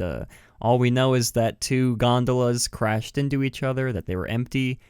The gondolas were empty, that is. And the Skyliner is still not functioning as we speak. This could be different from when the podcast airs on Monday or any other time you watch this. The Skyway could be open by the time you finally tune into the show, but I'm assuming it'll take at least a few more days to get everything. That's the other thing. Out. I have a question because an article I read earlier today was that just one line is closed, not the whole Skyliner is closed. So I'm not sure if that's changed or if that. I read it's just the Riviera, whatever. The Riviera line. Okay. Yeah, one is closed. I only imagine it's just this one line because every line is a separate mechanism. So. Yeah. Okay. I must have missed That's what I read. Yeah, anyway. I do remember hearing that somewhere as well. Yeah. But it's okay, Matt. That's not your fault because all of the headlines are saying that it's closed. Yes. Because that will get the clicks. So, yeah. And maybe that is the case now. I don't know. Mm-hmm. I don't know what the update has been since earlier. It could it could be that all the lines are closed because if you think about it, what caused the incident in the first place? Is it something that affects every gondola? Possibly. Yeah. Possibly. Gondola. Yeah. I'm telling you, there's a train car called a gondola. And you can look it up. It's a I believe gondola. you. No, yeah. I believe you. I believe you too, I'm Alex. a train nerd. So anyway, but yes, I wonder if there's like a problem because why would it crash? You know what I mean? It usually how these gondolas work is that they have a clamp that holds on to the cable, and the clamp is activated as soon as it leaves the station. So if it were to crash into another gondola, that's either whoever was operating the attraction didn't stop the gondola in time before it hit, or the clamp wasn't functioning right and the gondola slid on the cable. Yeah.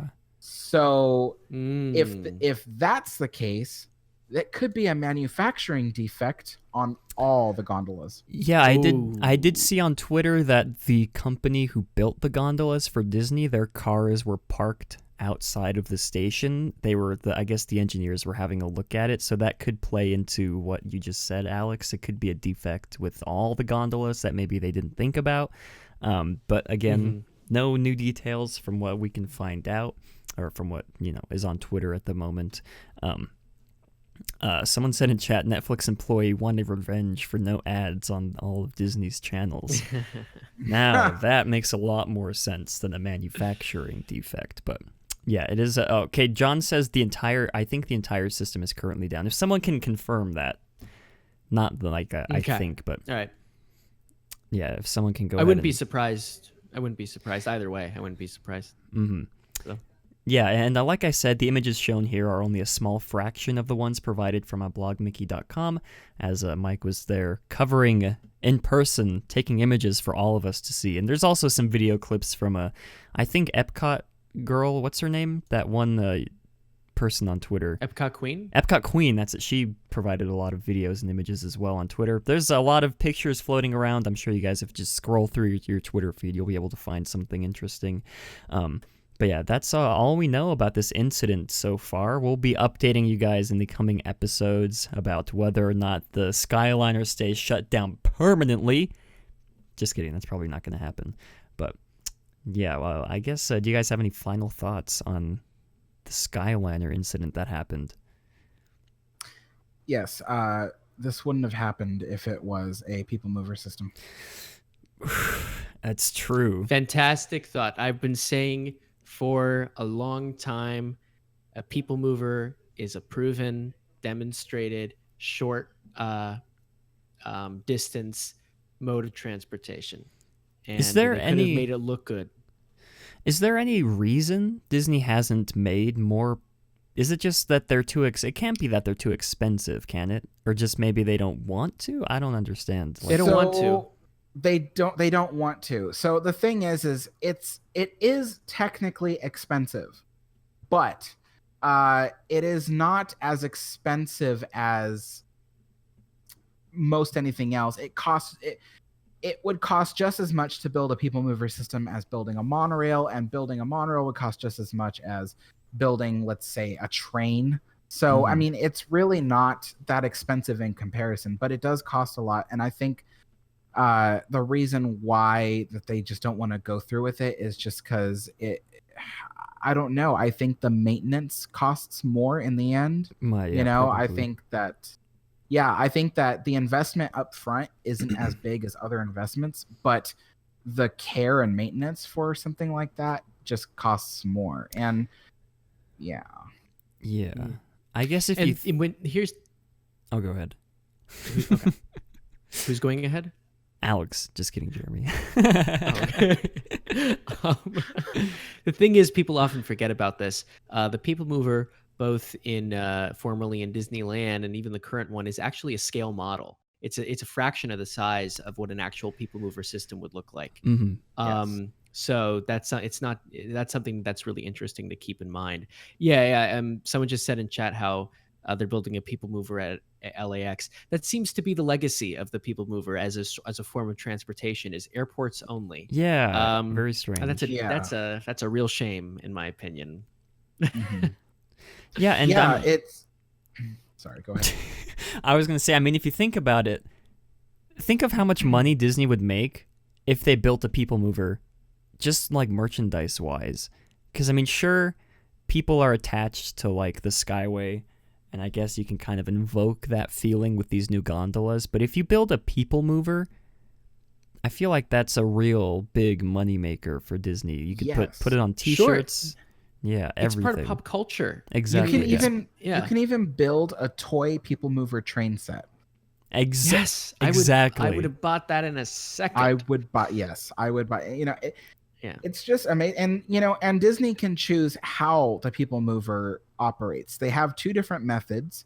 At Disneyland, they had one with electric motors embedded in the track, and then at Walt Disney World, they have one that uses electrosynchronous motors. So it's they have a system they can choose from, though they might want to go with the one with the motors in the track because they can go up and down hills with that version. And honestly, it doesn't cost that much. Those motors cost nothing in comparison.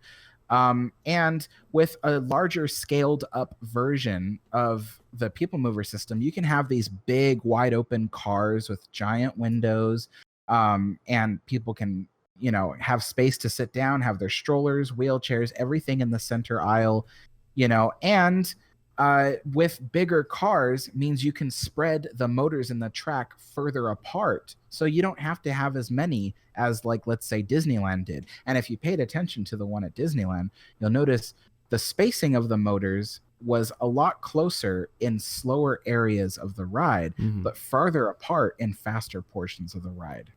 So that's something to think about. So yeah. Yeah, Michael Eisner said he left the stream to make lunch, so he'd like a brief recap. I guess we can go ahead and recap very quickly on what we've been talking about. Skyliner Crash happened at the Riviera Resort. The 2 gondolas involved in the crash were both empty. From what I could find on Twitter within the last hour, few minutes or so, there's no explanation from Disney as to why the crash happened. No reasoning from what we can find, and that's really it. To be honest, that's really all that there is to the headline, or I guess to the story. We don't know anything else, and once we do know more details, we'll be bringing it to you guys in the next episode. But I was going to say something else. We were talking about why they decided to build a Skyliner instead of a people mover type deal. And I guess, I don't know, I guess the Skyliner is just cheaper overall. I guess they'd have to make like enclosed ride cars for the people mover, because it rains, a lot in Florida, and I'm sure they wouldn't want to, just expose the guests to the elements like that. They can build one like that. I mean, if you look at the original concept art for the original Epcot, you can see people mover systems with enclosed cars. And you can install AC in those, though much like the gondolas of the Skyliner, you don't have to just have open windows and the breeze will come in from the fast moving cars. But yeah, I mean, it's. Also, is the thing being built at LAX going to be a legitimate people mover? Oftentimes I hear that be used, the word people mover be used all the time when it's actually just a monorail. So we'll see. Yeah, and then some people movers aren't even really people movers. They're like a small car with rubber tires that gets pulled by a cable or a motor. Yeah. Right. Like if it stops, it's not a people mover. Yeah, that's a good point. If Yeah. it stops, it's not a people mover. So yeah. I wish someone would build one. I mean, hey, maybe we can start a Kickstarter, build a people mover from my house in New Mexico all the way to LAX. I can use it. I'm sure people in town would like to use it as well. We'll start that. Link in the description, you guys. Kickstarter. But anyways, yeah, we'll update you guys in the future once we know more details. Because right now there really are no other details. Like I said, there are a lot of other images. I just chose to select the images that would best portray what happened over at Blog Mickey as well. Like I said, you guys can just scroll through your Twitter account. It's just pretty hard to miss. People were talking about it a lot last night. When it happened. Last night being the 5th of October. But anyways, Jeremy, do you have any final thoughts on the people mover accident? Or the sky... It's not the Skyway. What is this called? The Skyliner. Skyliner. There we go. No, I have no more thoughts. Okay. Well, before we end the show, we do have a few voicemails left here from Avery. One is about the Illuminations globe being dismantled and thrown in the garbage. So let's take a listen at this. I think an F in the chat is in order for the Illuminations globe. Now that we're pretty much talking about Disney World today, and F is in the chat. The F should be in the chat for the Illuminations globe because it's just been destroyed. Somewhere on property, it's been destroyed, and it's been scrapped and it's been thrown in trash. You're not going to be even doing any pins for it, which is surprising. Like Disney's done that in the past, but they're not doing it now. Like it's sad to see a globe that's been part of a fireworks show for almost 20 years just been destroyed like that. Like they don't care. Like it seemed like they cared when they made all that Illuminations merch, But when they made the shirt, if you look at the shirt, it doesn't really have any meaning. Like it's like Disney just built in a very cartoonish Mickey Mouse, and he's happy that illumination's going away, and it shows no meaning of the original show, of what the show stood for. No representation of that whole meaning and why it impacted so many people that watched the show. It's ridiculous. It's like now they're just doing like nostalgia bait in a way. Like especially with their new Cut Forever shows, like they play in all this music from the past attractions, and they're like, yeah, we care about our past, we're here to honor it. But reality is, then you see the illumination of the globe destroyed, and it's like reality is, yeah, they don't really actually care at all. I guess that's the new direction Chopstick is going in, I guess. Yeah. Again, I haven't seen the new show, Epcot Forever. That's what it's called. I'm pretty sure. I haven't seen Illuminations either. Maybe we can have Jeremy back on next week because we have a lot of Epcot stuff that we have neglected to talk about last week. I feel like it's not a good it's not a good thing to just like talk briefly at the end. I would love to be back on next week to talk about it. Okay, I'll watch Illuminations. If you'll have me. No. Well, $50 fee up front, mister. Just kidding. Okay. Yeah, I've not seen Illuminations. I've not seen the new show, Epcot Forever.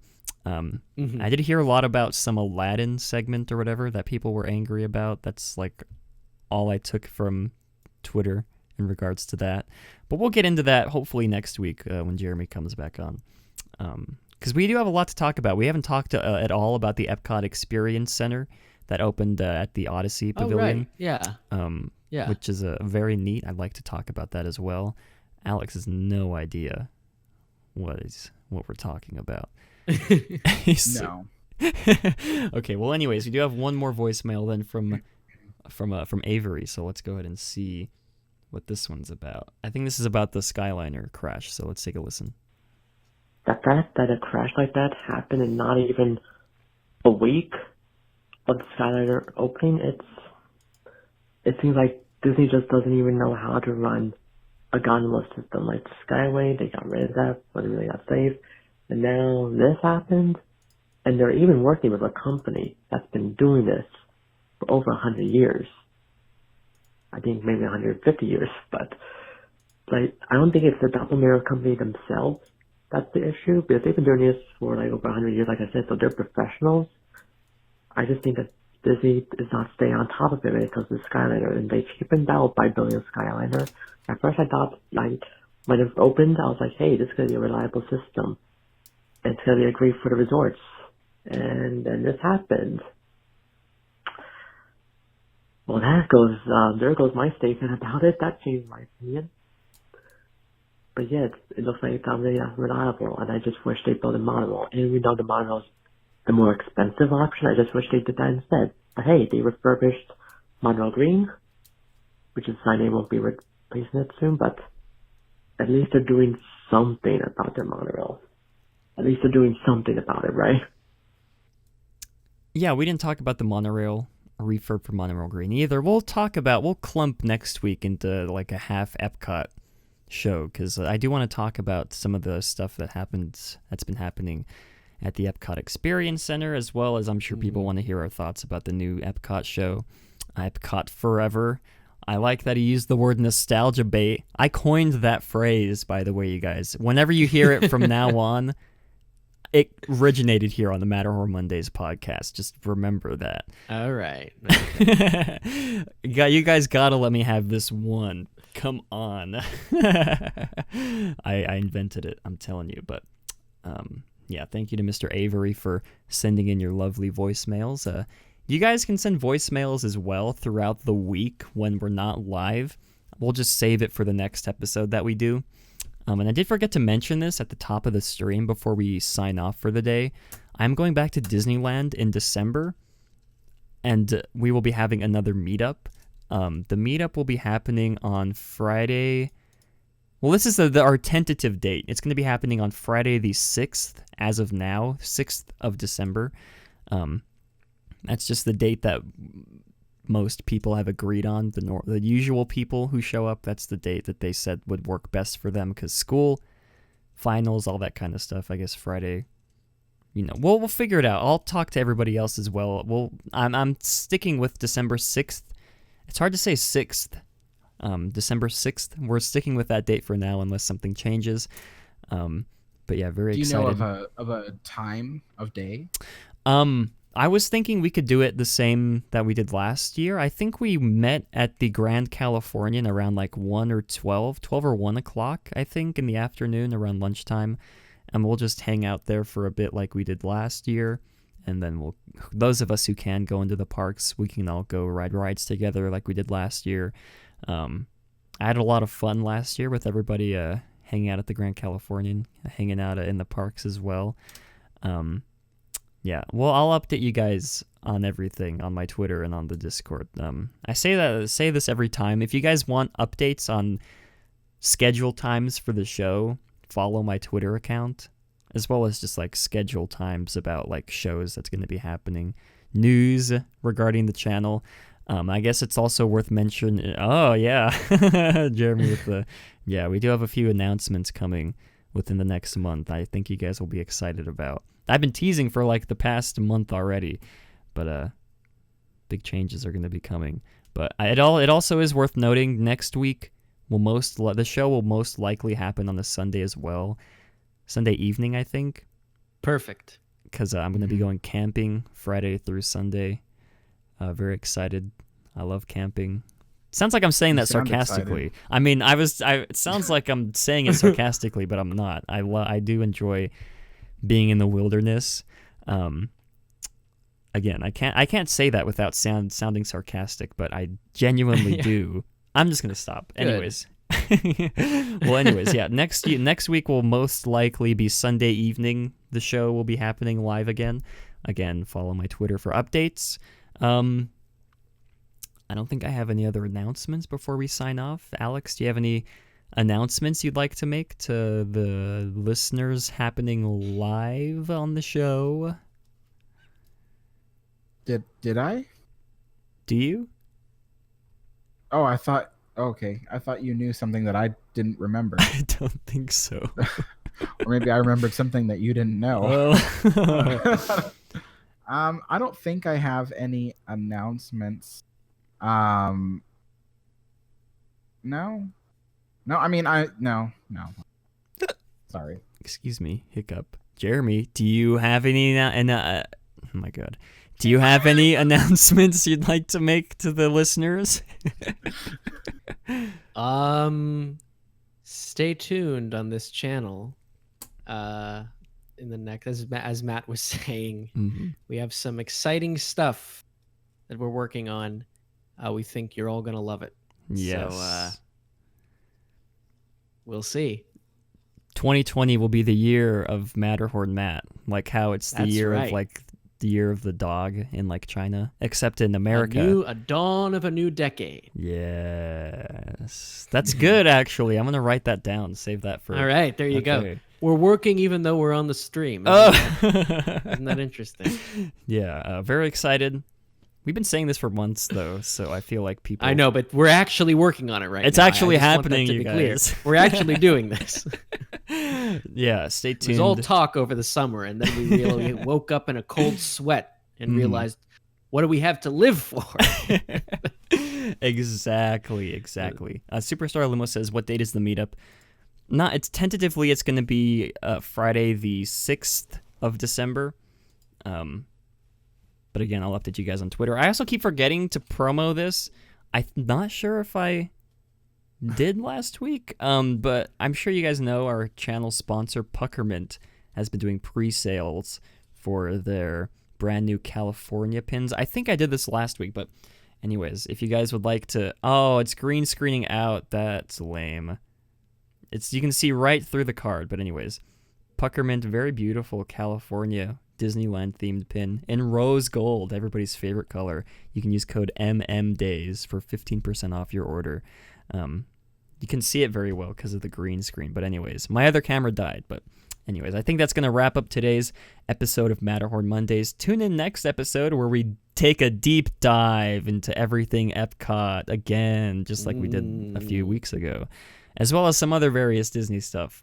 Anyways, yeah, thank you all for tuning into today. Links, as you know, to all the articles we reference will be in the description below. And also, I want to hear your guys' feedback on the new graphics artwork that I drew up, or I guess I didn't draw up, but that I made for... It's fantastic.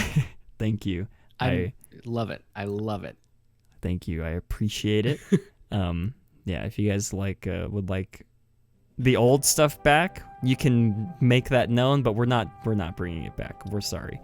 This is how Matterhorn Mondays is now, you guys. Deal with it. But yeah, thank you all for tuning in. Alex's channel will be linked as always in the description below, as well as Jeremy's Twitter account, as well as Jeremy's YouTube channel, because he's starting his own channel, right, Jeremy? What? That's not true. I'm not. Just kidding. I'm merely just the man behind the curtain of this channel. I'm the Ub Iwerks and you are the Walt Disney, Matt. That's the relationship that we have. Yeah. Of course, you do know that at one point their relationship completely split. Oh. Yeah. Well, but here's the thing. He came back and he did. gave a circle vision. Okay. So. He did. Oh my gosh, foreshadowing. Jeremy, I hate you. Just kidding. Anyways, we've drawn out this outro long enough. Thank you all for coming to today's episode, and as always, have a great big beautiful tomorrow.